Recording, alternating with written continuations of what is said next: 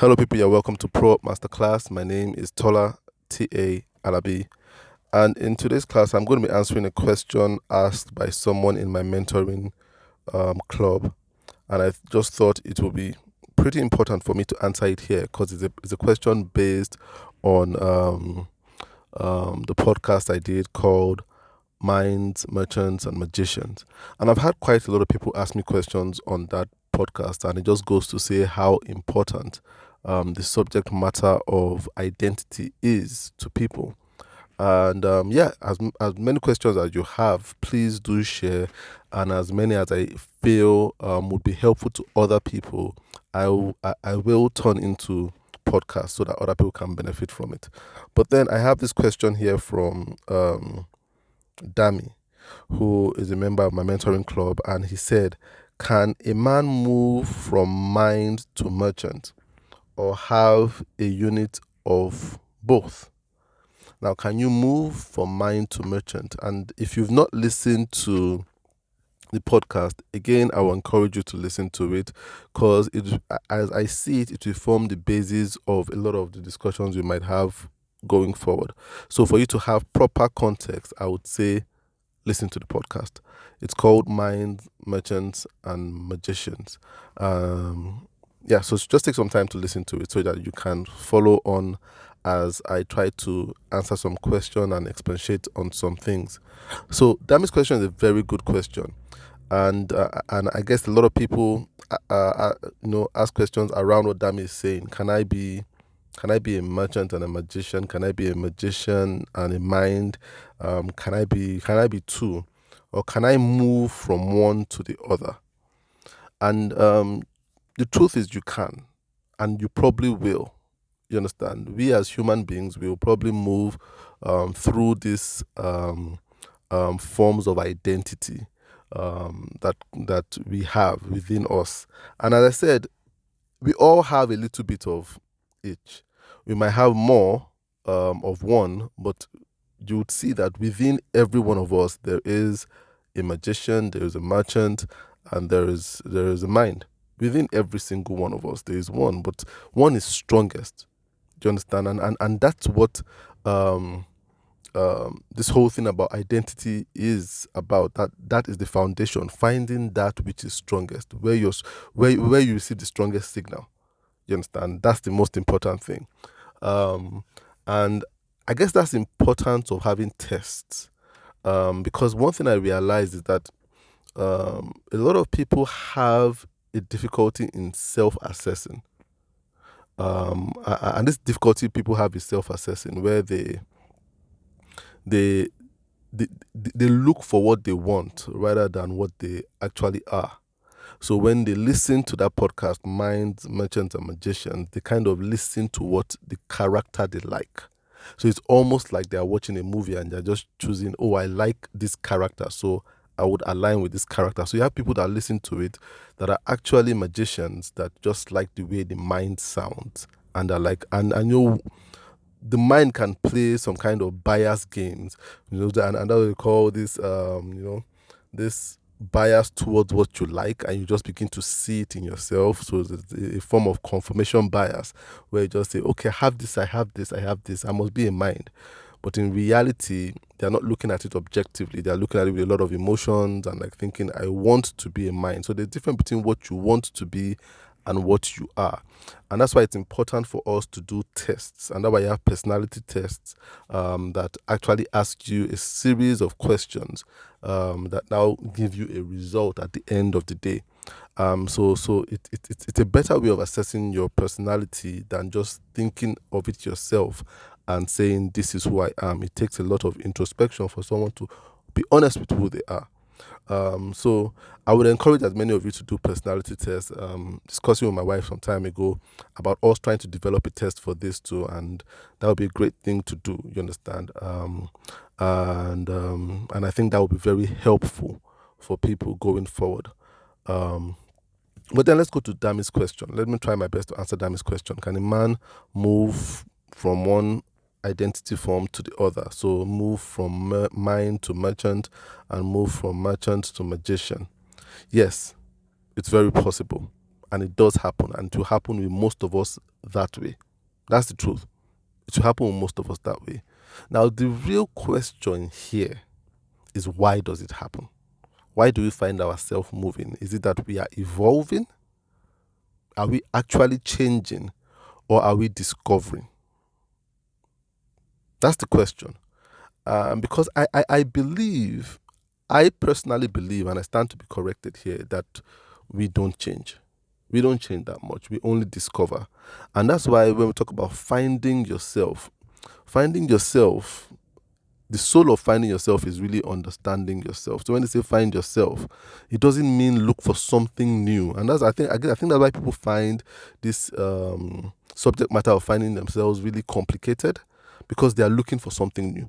So they are looking for themselves like they are looking for gold. They are looking for something out there. But one thing you must understand is, when you talk about finding yourself, you already have it. The answer is already within you. You're not looking for something new. What you're trying to understand is the original. You understand? So finding yourself is less about finding something new about yourself, but it's more about being able to track back to what is original about you. Because as we go through life picking up things that are not original. We go through life trying to conform, you understand, rather than trying to stand out. And so when you say find yourself, the real assignment is being able to drop, not being able to pick up. So you see people trying to find themselves, and they're picking up stuff, and increasing the volume of voices in their life. So in their bid to find themselves, they are going for classes, doing this, hiring coaches, mentors, trainers, reading so many books, and before you know it, the life is so noisy. But the secret to finding yourself is actually silence. You understand? Silencing more than amplifying voices. And when you silence more, you can go back to the basics. So you must, and there are so many voices to silence in your life. There's the voice of your parents, there's the voice of your teachers, there's the voice of your peers, there's the voice of who you're in a relationship with, voice of your husband, voice of your children. You need to really be able to untangle yourself of those things, and really able to hear the voice of God within you. That's the key. That is the key. So any voice that is not taking you towards the voice of God and telling you stuff off their mind, then it might make you more confused than actually clear. So the question is, why do we move? We move for certain reasons, and there are two reasons why you find people like ambling through different identity types, whether merchant or mind or magician. You just see today this person operating as a merchant, tomorrow operating as a magician. You see it, and it's kind of seem unstable. You understand? And they kind of feel unstable. I don't think we should move too much, but we find ourselves moving. And I'll tell you why we see ourselves moving and toggling through personality types. There are two basic reasons. I might say there are two basic reasons. These two reasons can be masked under different names, but it comes down to these two things. The first thing is excitement. A lot of people find themselves changing in terms of saying, oh, today I'm a mind, tomorrow I'm a magician, the day after I'm a merchant, and then they're back to being minds again. Is because we don't fully go through the process of understanding ourselves. We truncate the process of understanding ourselves because of, number one, excitement. We get excited, and then we think we've reached the bus stop. When we find one thing, when we find a shadow of a thing, we think we've found the thing. So human beings are easily excitable. So we get excited. And when we get excited, we kind of summarize things and think, oh, I got the answer. So it's just like when you're trying to find gold. When you're digging for gold, you sieve through. When you dig, you sieve through sand, and at first, what you find are just little glitters within this. You find like what seems like gold dust. You understand? Now, when you find that, you haven't found gold. So if you start being excited and say, I found gold, you stop digging, you will never get the true gold. And this kind of takes me back to a while back when I got married, me and my wife were living in the house we are living in right now, and it was very funny because um, when we started living there, there was no water. We didn't have any water supply, so it was a very it was a very difficult time, and we didn't have water supply, but there was a borehole installed, and I knew when that borehole was being installed there. But the problem was when that borehole was being installed, the people that installed the borehole kind of duped us. You understand? We were duped when that borehole was installed. And what I mean is, when I knew nothing about borehole installation. So when they came with the machine to dig the borehole, it was a very it was the first experience I was having with borehole installations at all. It was the first experience ever. So they came with their machine and they started digging, and they were drilling and drilling and drilling, and they drilled for several hours. And after several hours, water came gushing out. Water just came gushing out, and we're so excited that they've hit water. And me not knowing anything about borehole, I thought the job was done. And kind of the guy told me it was done, that you can see the water. The water was just gushing out, and I was very excited. Finally, water. And they stopped the process, and they packed up their machines, sealed the borehole, connected it to the house, and there was water. And there was water for a while, for some months. And then all of a sudden, there wasn't water anymore. The borehole wasn't yielding. And it was ridiculous. We thought the pumping machine had spoiled, and we tried changing that. Nothing happened. There was still wasn't bringing out any water. And so we had someone else come and look at it. And the guy looked at it and said, "This borehole, you hadn't hit the depth of water yet. This was just surface water you had hit." And said they had to go much further. They had many more hours to go before you got to the real water. That we were going to hit rock, then hit water. And he said, "How long did this take?" And I said, "Oh, it didn't take more than a few hours." And I said, No, this didn't take several hours." And we didn't have water for a long time. It put us in a state where we suffered for a long time because we didn't have the finances to dig another borehole, to drill another borehole.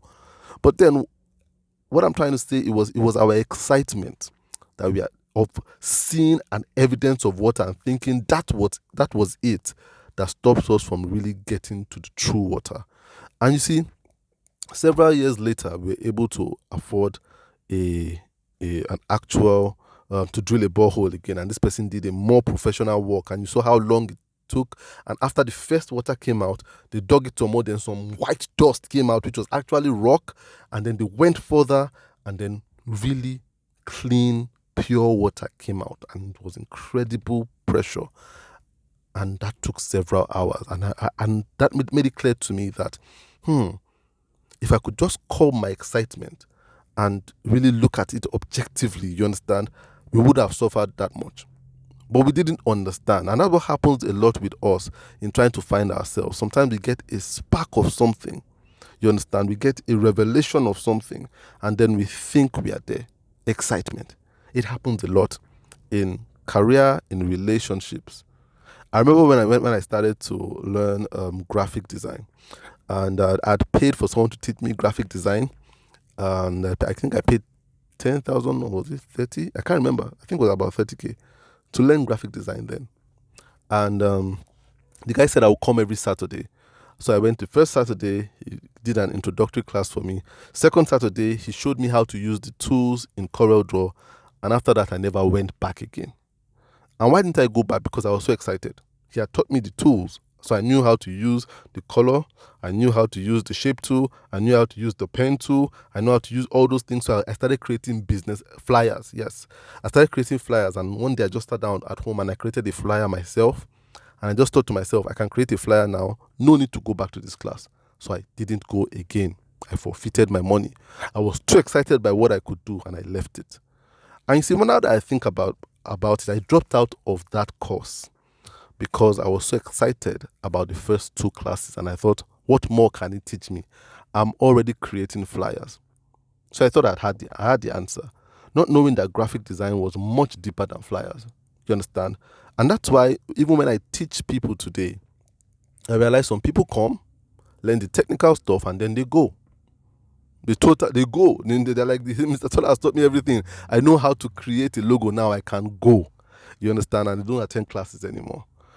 But then those are the people that end up struggling sometime later because now they don't know anything about brand personality, about branding, about client interaction, about pricing, about positioning.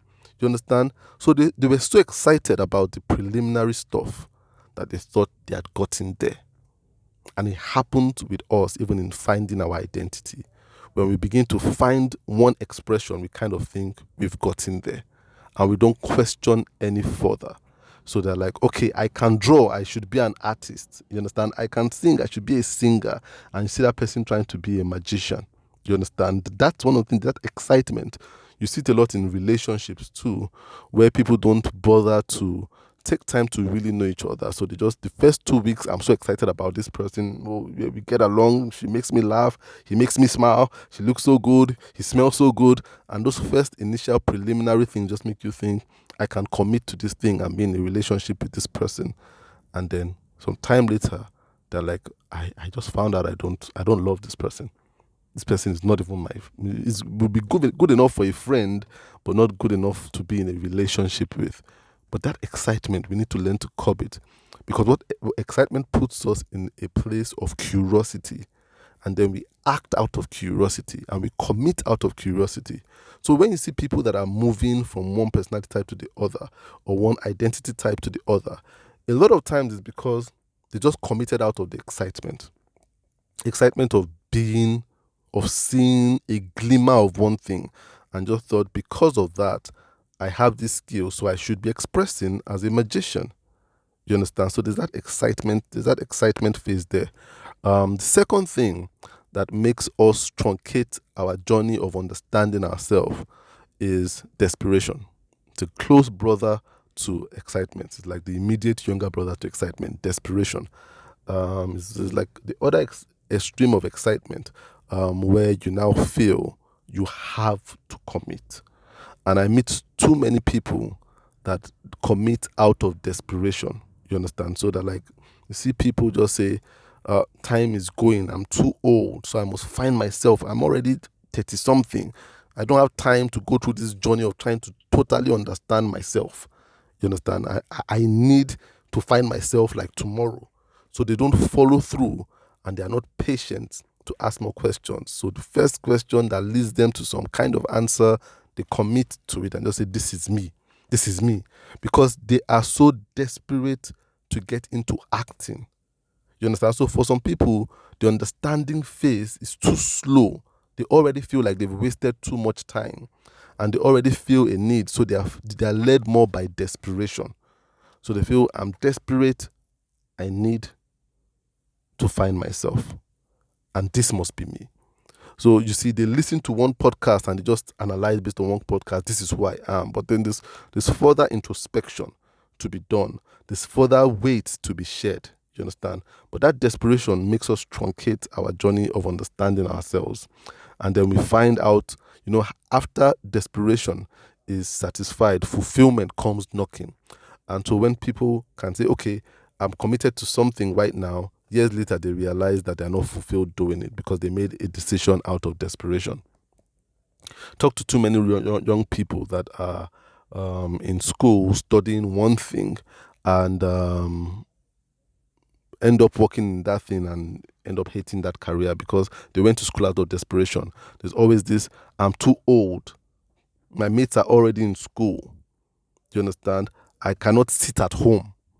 So they feel a desperation to get out there. So the first university that offers them something to go and study a particular course, they are in there studying that course because they just need to go to school. Do you understand? That's desperation. That's truncating the process because they are desperate. And so you see those people that go into school, the lucky ones in school will move from one department to the other, just like the way people will move from mine to merchant to magician. They'll just move from one department. You understand? Because they came in the first place out of desperation. But some people say they will move, but they never move. They're stuck. So they go through university studying, and some of them actually do well in university, come out with first class, 2-1s, and stuff like that, and they start to work. Now, right in the middle of their career, they realize that they don't want to be doctors, they don't want to be lawyers, they don't want to be engineers, they don't want to be accountants. Right in the middle, in their 40s. You understand? They're like, I don't want to be this. I've been doing it. But you now ask, why is this person dropping all they have right now to do something else after going to school, writing professional exams? Because the initial decision was out of desperation. I don't want to sit at home. Desperation. The same thing people do in relationships too. I'm getting too old. You find that a lot with women, with ladies. I'm getting too old. I just cannot be too picky about guys anymore. I just need to settle with this guy. He is nice enough. You understand? So they marry nice people, not their friends. You understand? They marry nice people, not their friends. Desperation. And then you realize after you get married that he's not so nice. She's not so nice. And you get regretful. So excitement puts us in a place of curiosity. Desperation puts us in a place of compromise. You understand? So what desperation does, it makes you water down your standards and just say, maybe my standards are too high. Maybe I should just lower them so that I can fit in. So you see, when people move from one identity to the other, a lot of times it's out of, number one, excitement, number two, desperation. And even I have experienced this, where people that know my journey started out graphic designer, doing logos, and I was doing awesome logos. When I was creating logos as a designer, I was working as a magician because a lot of people were incredibly impressed by my work. It was magic. It was magical the way I could create logos. But you see, the fact that I could create logos was just a beginning of understanding of myself. And that's why it takes a lot of courage for you to understand yourself and open-mindedness to accept what is over what you want. So for me, when I started designing logos, it was excitement. I was like, I'd never been good at much in school. For me to find this thing that was earning me friends, I just felt this is it. I need to be doing this thing. This thing was getting me compliments. And remember, if you're familiar with my story, grew up with not too many compliments, you understand? So I felt this thing was the thing. When I went to school and I studied design, first time I was getting awards in class. You understand? I wasn't used to getting awards in class. So when I went to study design in school, it was the first time I was getting awards in class. So it was hard for me to not commit to this thing that was kind of validating me. You understand? So I just thought, I must do this logo design. And how did I even get to design in the first place? I'd been to school and I was average at best. Secondary school, primary school. And I remember writing this exam, this technical drawing exam in my SS1. SS1. And I scored 60 over 70, and that was the highest in the class. And up until that time, I was never highest in the class in anything. And I remember being so excited and taking this script home to my mom. And my mom saw it and was like, wow, this is incredible. This is really incredible. 60 over 70. And immediately, because of that excitement, she made a statement. She said, are you sure you wouldn't study architecture? And for me, that excitement just made me go to school to study architecture, because it was just like, oh, I found this one thing I'm really good at, just from passing one exam. And then I went to school to study architecture, and I was given the shock of my life that it was more than technical drawing. You understand? And studying architecture, that was just, was a struggle for me. But this was me going to study it out of excitement, from being the highest in one exam. And that's how we commit to things too. You understand? So you see a lot of people commit to an identity type because of one experience. And they're like, okay, I must be this must be it, this must be where I must pitch my tent. But understanding takes time, and that's why it's always good to get on this journey of self-understanding from very young. when you start from very young, you are able to, without pressure, experience things. But when you start, when you are in your 20s, trying to find yourself, understand yourself in your 20s, in your 30s, in your 40s, it's ridiculously hard the older you get, because you've accumulated so many voices and so many unbundling to do. And that's when premature excitement kicks in, and undue desperation kicks in. You understand? So it's always good to start that journey when you are young. Like now, I see my kids, my son, he's 8 years old, he draws, but nobody is constraining him to say, "Oh, maybe you want to be an artist, a comic artist." We just look at his drawing and like, this is good. You understand? There is no, this should be this. But if it starts to draw at 20, we get impatient because we want him to have a career. So we're like, oh, maybe you should try this career. At this age, he's not thinking of a career. He's just thinking of expression. So you see, he has gone from drawing to writing, and he's getting to understand himself more. And nobody is judging him for drawing today, writing tomorrow. You understand? Doing another thing next tomorrow. We're just allowing him to express. And that's why it's important to start early.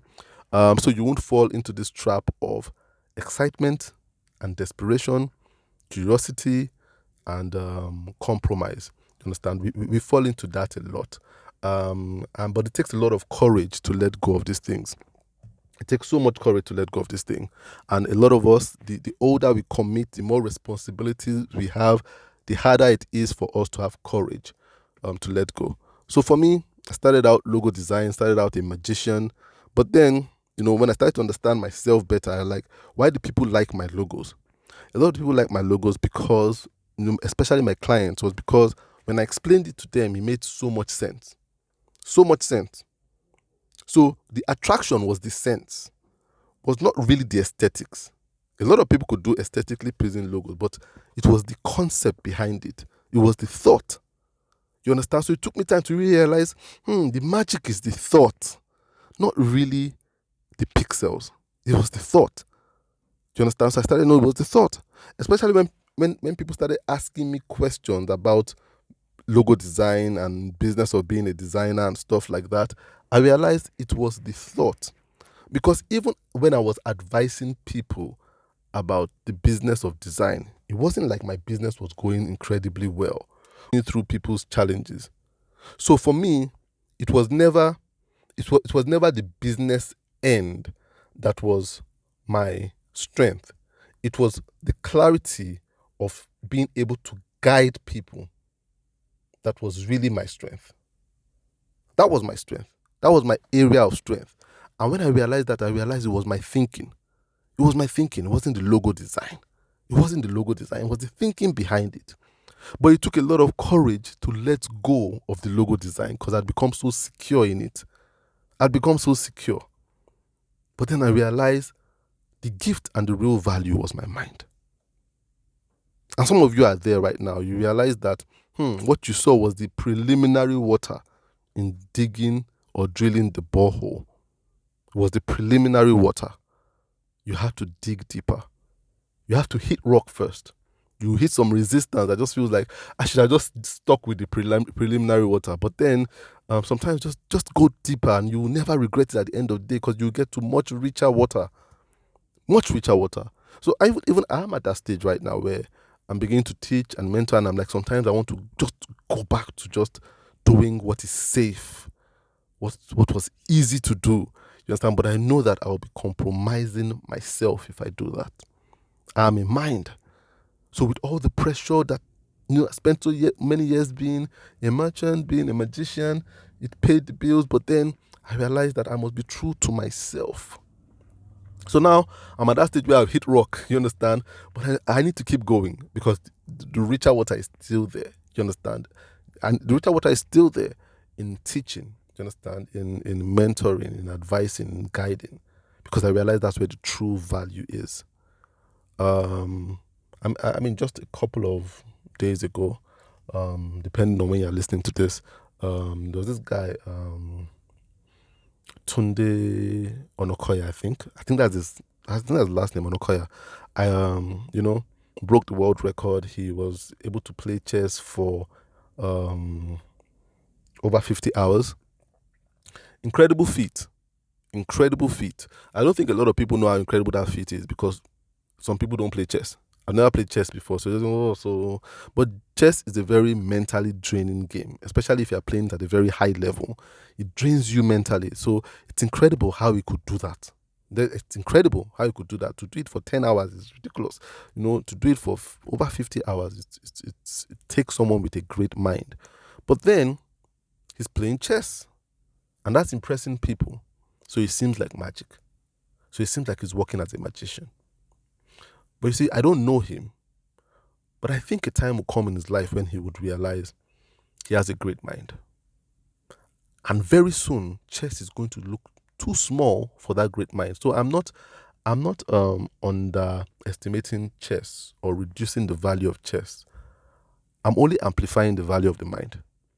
Very soon, Mr. Tunde would look at himself and just realize the mind is more than chess.